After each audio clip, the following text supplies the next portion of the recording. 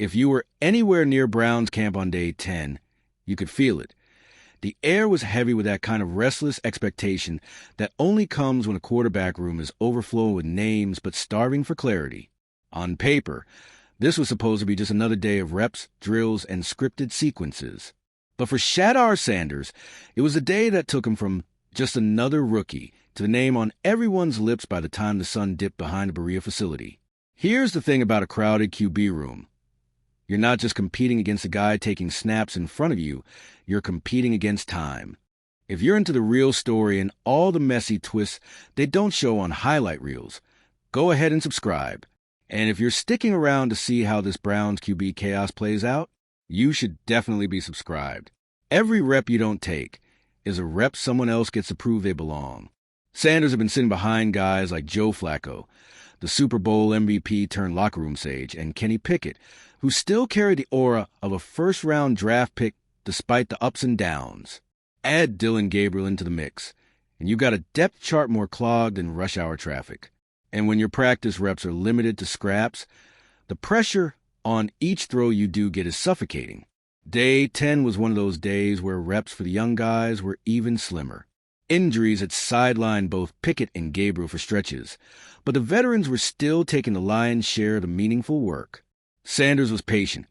He'd been patient for weeks, biding his time, taking mental notes, and waiting for that one moment where the coaches could not notice him.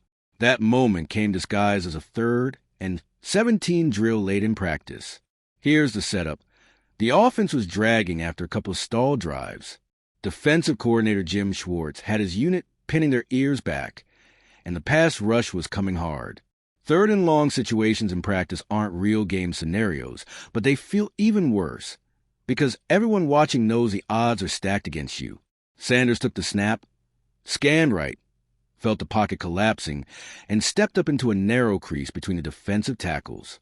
In one motion, he fired a rope over the middle into double coverage, hitting his receiver in stride for a 21-yard gain. It was the kind of throw that freezes a sideline. The defense had played it right. The coverage was tight. The pass rush was there.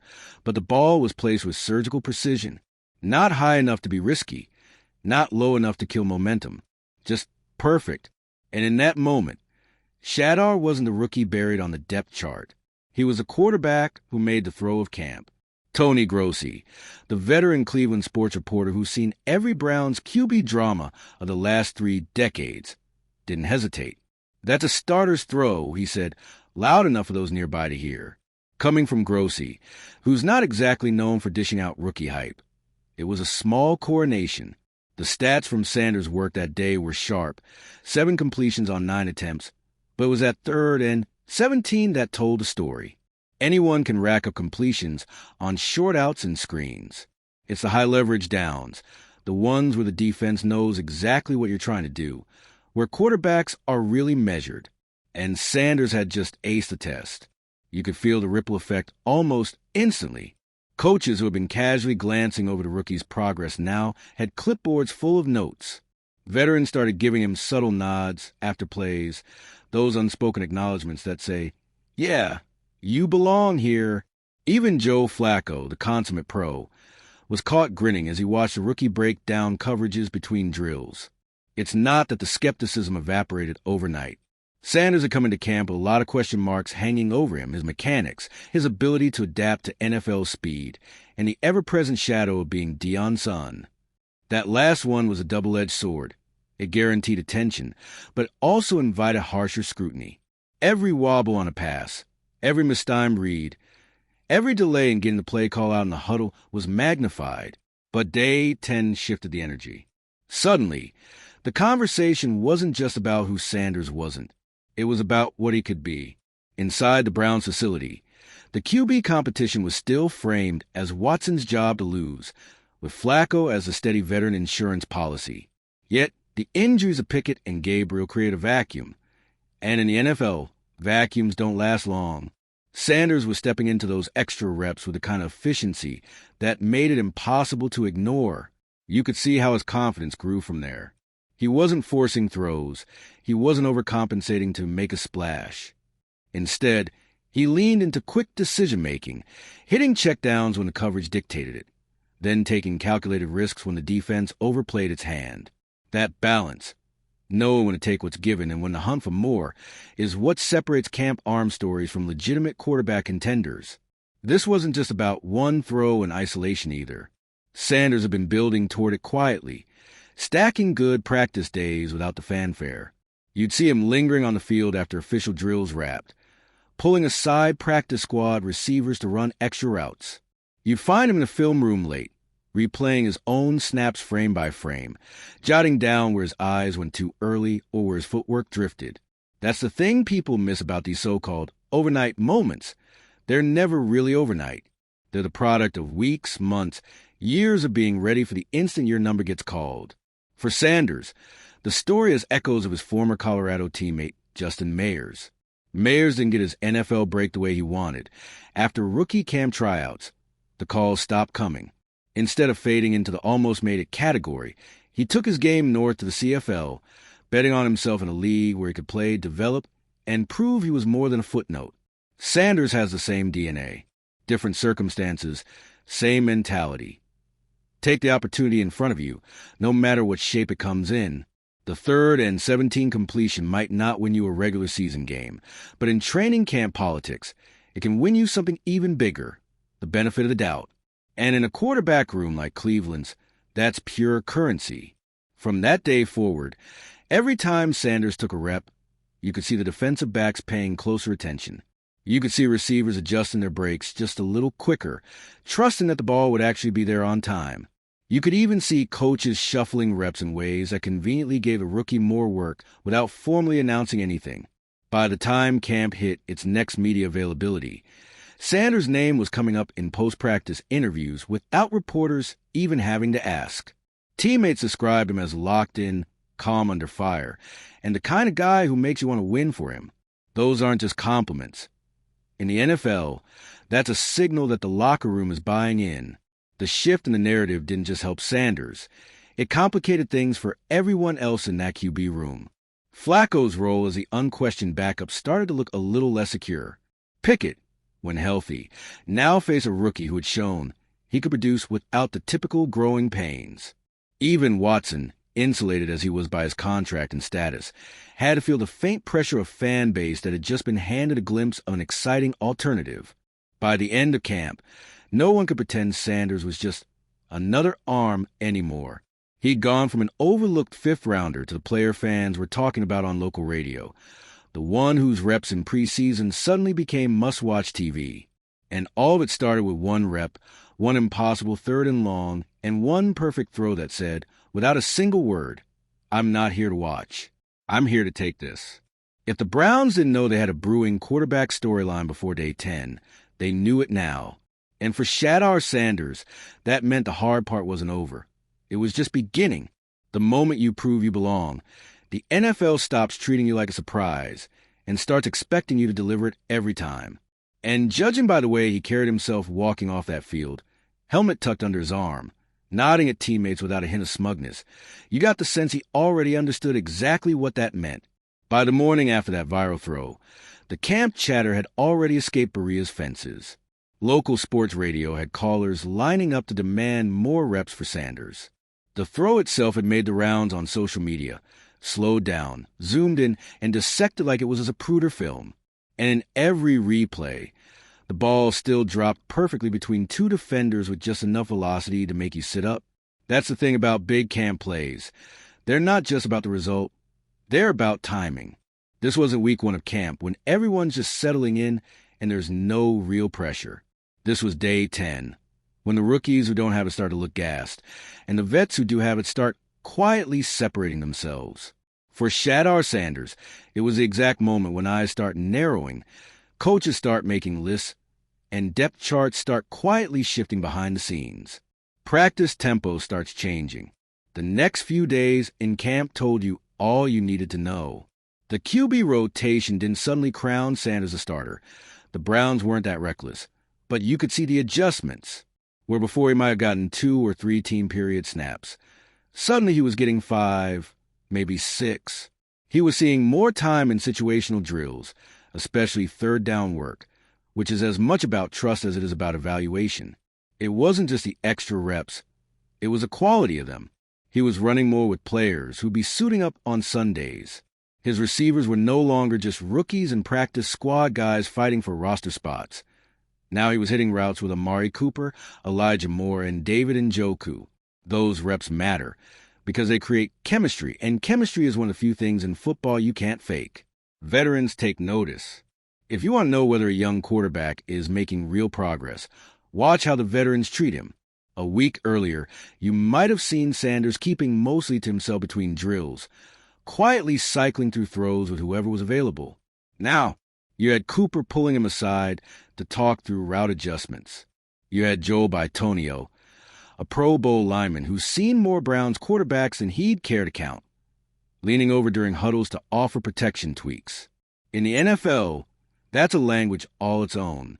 It says, "We're willing to invest in you because we think you're worth it." The QB room gets tight. That's when the unspoken tension starts to creep in. Joe Flacco, ever professional, didn't let his demeanor slip, but everyone could see he was being asked more questions about Sanders than about his own reps. Kenny Pickett, battling through a minor injury, suddenly had to hear fans asking if he'd be leapfrogged on the depth chart by a rookie. And Deshaun Watson, he kept the right tone in public, praising the rookie's talent, complimenting his work ethic. But even he knew the math. When a young quarterback catches fire with fans and starts making the practice tape look good, the whispers can get loud fast. The coach's balancing act. Kevin Stefanski found himself walking that fine line coaches hate. You want to reward a player for earning opportunities, but you can't create a quarterback controversy in August. Publicly, his answers were cautious. The usual, he's doing everything we've asked, and it's about stacking good days. Privately, the staff was already talking about expanding Sanders' preseason role. The reason was simple. The rookie wasn't just avoiding mistakes. He was actively creating plays. That's rare in a player still learning the speed of the NFL. The first extended scrimmage. It came during a closed-door team scrimmage. Sanders had the nod to run with a mix of starters and backups against the Browns' first-team defense. Early on, Myles Garrett flushed him out of the pocket on consecutive plays. Instead of panicking, Sanders slid his protection on the next snap, bought himself an extra beat, and fired a quick strike over the middle for a first down. On the very next drive, he capped things off with a perfectly timed seam ball to Njoku for a touchdown. The sideline erupted, not because of the score, but because it looked like something a seasoned quarterback would pull off, not a fifth-round rookie. Media narrative flips. That was all the local beat writers needed to start nudging the story in a new direction. Where a few weeks earlier you'd read cautious notes about his footwork or ball velocity, now you were seeing phrases like decisive reads and command of the offense. Even the national guys started poking around. One afternoon, a network camera crew was spotted tracking Sanders from drill to drill, catching not just the throws but his interactions with teammates. The Justin Mayers parallel. The more you looked at Sanders' arc, the more it mirrored his old teammate Justin Mayers, the one who didn't get his NFL shot right away, but still bet on himself in the CFL. The shared theme? Both refused to let circumstance dictate their ceiling. For Mayers, it meant leaving the country to prove his worth. For Sanders, it meant squeezing every drop out of the reps he was given, no matter how few. That mentality is dangerous, in the best way, because it forces you to treat every snap like it might be your last. That's how you win respect fast in the NFL. Fan pressure builds. By the second week after day 10, Browns fans weren't just buzzing. They were actively campaigning. Social media threads call for Sanders to start at least one preseason game. Call-in shows debated whether he could push Flacco for the backup job before week 1. That kind of groundswell matters in Cleveland, a city that's been through more quarterback heartache than most fan bases can imagine. They don't just want talent, they want hope. And Sanders, with his poise and just enough swagger, was starting to feel like hope in a helmet. The preseason plan changes. Initially, Sanders was slated to take a handful of snaps in the second half of the Browns' preseason opener.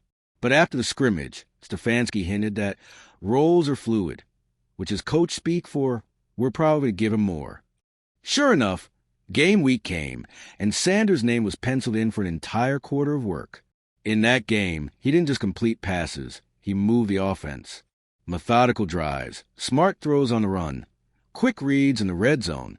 He capped one drive with a back shoulder fade that drew a roar from the crowd. By then, it wasn't just the fans or the media. Inside the building, the players knew he was legit. When a rookie earns that kind of consensus this quickly, it's not because he's flashy. It's because he's reliable. Receivers trust him to deliver on time. Linemen trust him not to hang them out to dry with late decisions. And coaches trust him to keep the offense on schedule.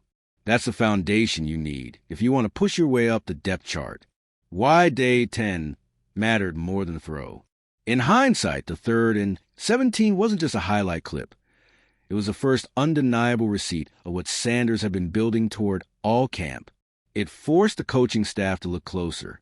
It made the veterans lean in.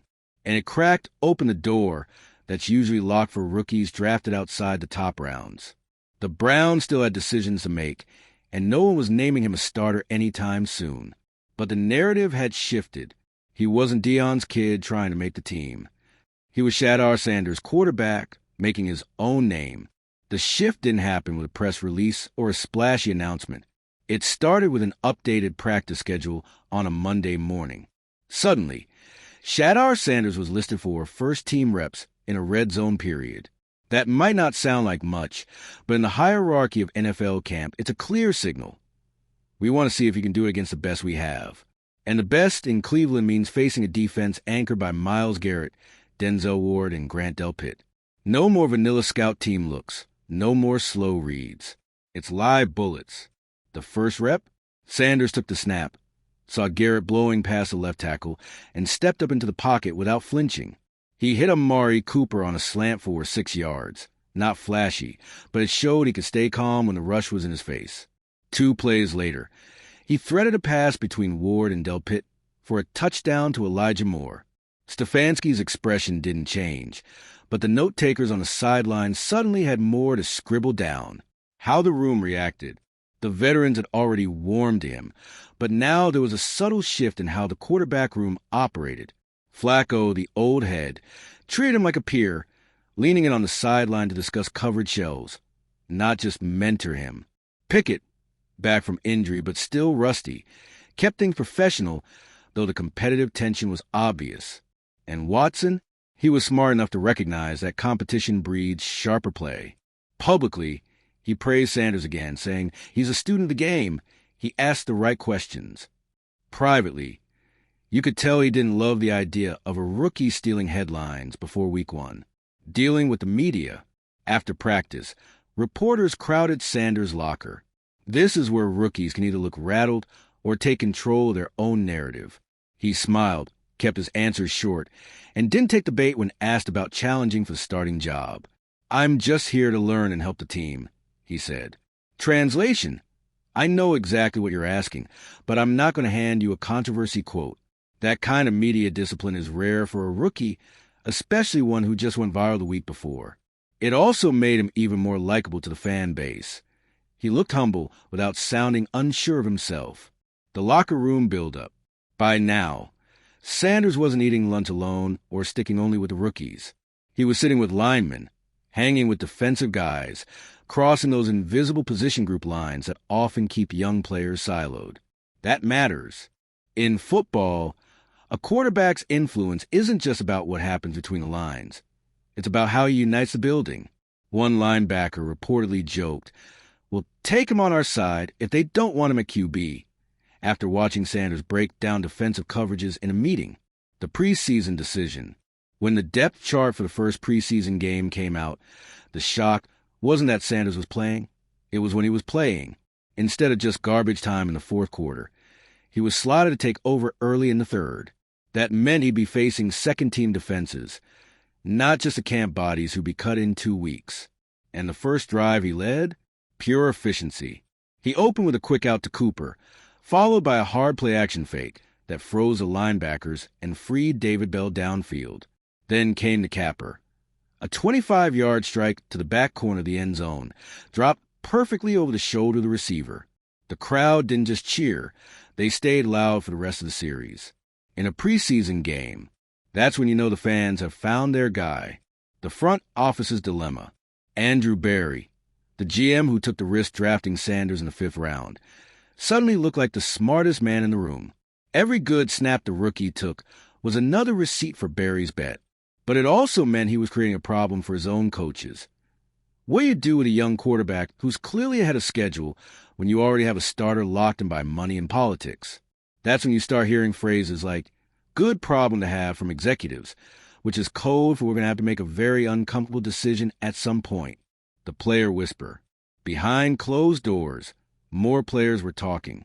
The kind of chatter that never gets quoted in a press conference, but seeps into the atmosphere. Defensive players started admitting they preferred going against the other QBs in practice because Sanders made them work harder.